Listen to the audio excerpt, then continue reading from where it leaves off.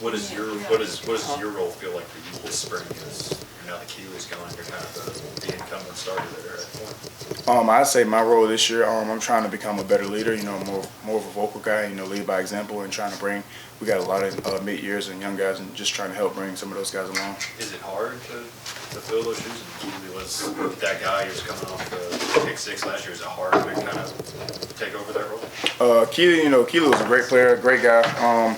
One of my good friends, but I really learned a lot from him and guys like him, DK, and Speed.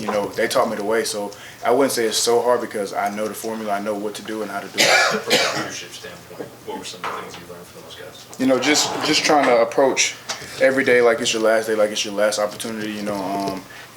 Treating the G with respect, doing the little things right, sweeping the sheds, eating off the floor.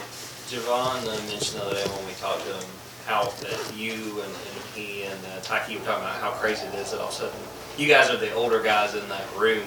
What is that like, kind of look around being like, all right, we are some more experienced guys in here? When you really think about it, it's kind of crazy because it just feels like yesterday I was just coming in and I was a new guy on the block, just learning. Now I'm going into my third year and we got some younger guys that are looking up to us, to lead the way. It's kind of crazy. You said it, Javon said it, Kirby said it, eating off the floor. What exactly does that mean to you, and what kind of actions does that look like? Eating off the floor is just a mentality. Like you're not too big for anything. You're not too big to do the little things right. You're not too big to do the things that got you to where you are. So eating off the floor is just going in and approaching every day. Like I said, like it's your last day. Giving your best at every opportunity you have. What's the motivation, and I know that Coach Smart is a master motivator, and last year he had a lot of you guys sold on, apparently nobody thought you were going to be good or something he said, which couldn't be further from the truth, by the way. But now everybody thinks you're going to be good. You're going to be a preseason #1 to make history as a three-peat. So where do you feel like the team has drawn some inspiration, or is there still a chip on the shoulder, or what do you think collectively the team is motivated by this offseason? I think we're motivated by just not getting complacent, not trying to stay stagnant. If we stay stagnant, then people gonna catch up to us, and then if people catch up to you, you're eventually gonna get beat. And just to not wanting to lose. We at Georgia we want to win every game. We want to win against everybody we play. So just the will to win is what's keeping us going. Is what's motivating us. Did you first? Obviously you knew that there was an opportunity to win championships here, but if somebody would have told you. Now, you played your high school ball in the Tuscaloosa area, right? If somebody would have said, hey, Georgia's got a chance to three-peat. Would you have been all in on that, or would you have said, boy, there's some work to do with what Alabama's done? Back then, there's no telling what I would have said. I'd been like, wherever the ring's at, that's where I'm going. When you look at the defense, the fact you guys have to replace a lot of guys like Keely, guys who were big contributors, what's the key for the guys that are coming back to try to make the most of the spring and help everybody get up to speed? Really just leading by example. Really just, approaching every day the same way, with the same motivation, with the same tenacity that you did your first day, whenever you were trying to get a starting spot, and just trying to bring the young guys along. Everybody's going to make mistakes, but it's how you learn from those mistakes and don't make the same mistake twice. What have you seen from A.J. Harris as he's gotten adjusted and going into his second week of spring? He's a young guy, but he's very hungry. He wants to learn. He wants to be the best that he can be. He's just very tenacious. He comes in for extra film. He watches extra tape. He does extra work after practice, and he listens as well. How big was Chris to y'all's success, and what's going to be the biggest challenge in replacing him? Chris is one of those guys that you can't really describe on paper because he did so much for our team. On the field, he was a playmaker and a leader. And off the field, he was a guy that you could talk to about things outside of football, because he was an older guy. He'd been through a lot of stuff that, a lot of younger guys hadn't been through. And he was a guy that, you could always, lean on to be there, both on the field and off the field. And trying to replace a guy like that, it's definitely going to be hard. But, we got the guys, in our room and on our team that, have learned from him. And, we have the formula. So it's just a matter of just trying to do that. Who are those guys that you think might step in at that spot? We just got a lot of guys rotating right now. A lot of guys just leading in the DB room as a whole. Myself, Taki, Bullard trying to lead. We got Nyland and Dalen coming along trying to lead, and just a lot of guys, just buying into the process. What have been your impressions of Smoke Lewis so far and what he's been able to bring in coming in from Texas A&M? Smoke is also one of those guys that's just hungry, coming in from a different school. It's kind of tough, coming into a different environment because you don't really know anybody. But he's gelled pretty well with us, and he's one of those guys that he just wants to get better every day. And I don't know how much 11 on 11 and good on good you guys have done against the quarterback so far, but what have been your impressions of Carson, Brock, Gunnar, the Springs that are trying to replace Stetson? All three of those guys are just very talented. Can make every throw. Can give defenses issues.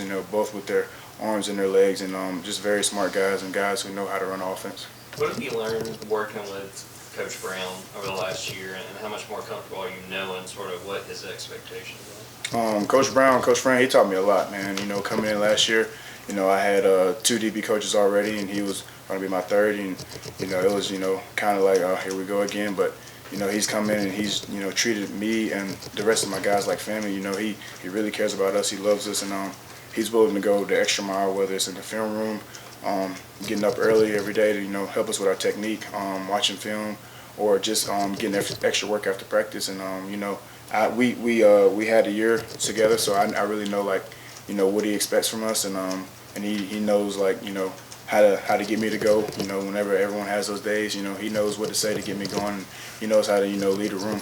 And along those same lines, how much you got all these different players, different personalities. How hard is it for a coach like Coach Fran to really get to know them like that and understand, like you said, what makes everybody tick?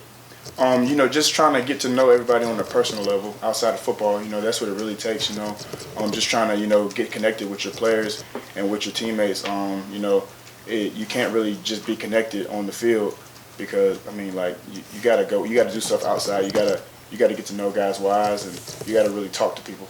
Didn't you guys, didn't you and Keely just play left and right last year? Did you guys switch based on boundary and field?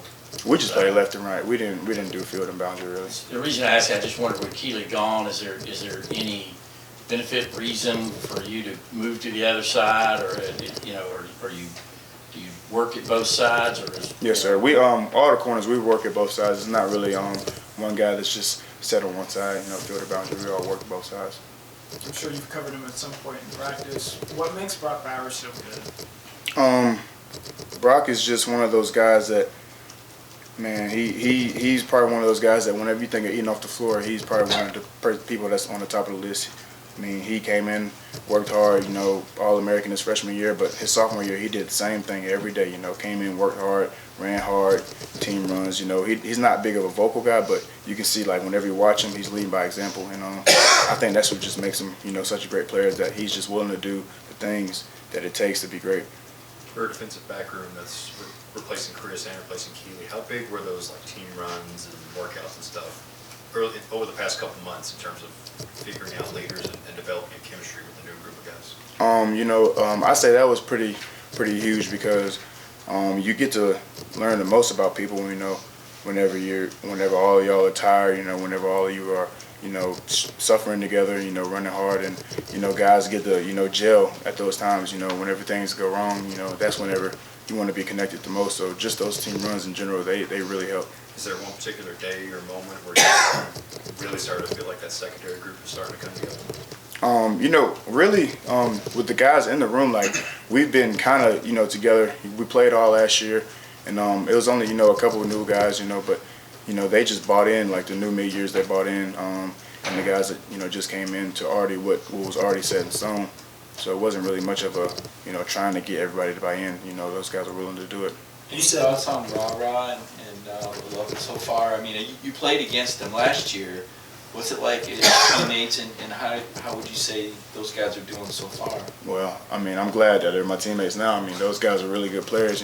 Guarding them last year, I had to watch a lot of film on both those guys, just to, make sure I was on my A game. But, bringing them to Georgia, it just increases the intensity of practice, the competition level between the receivers and the DBs. And that's some things guys like me, ultra competitive guys, I like that, I want the best guys to be here, and they want to go against the best guys as well. So, just those guys being here, it's really good for us. Do they have the physicality yet? Because I know that Kirby's huge on these receivers blocking, and that means battling guys like you even in practice.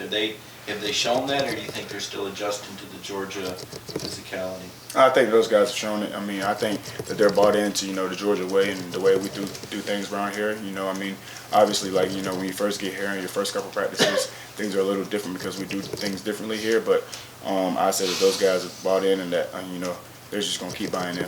You said one of your goals for the spring is to be a better leader. What does that effort look like on a daily basis to be a better leader? Just trying to lead from, the start of the day to the end of the day.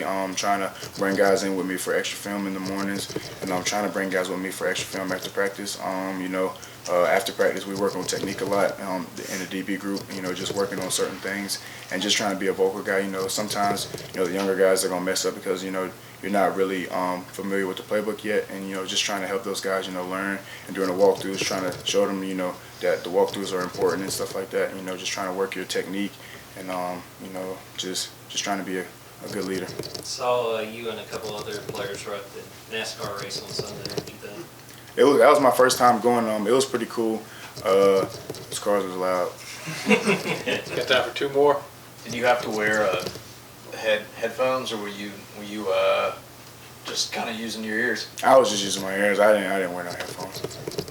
Where do you think you've grown the most, whether it be mentally or physically or anything like that, from where you were last year competing for a starting job to now being looked at as the guy in the cornerback position for this team?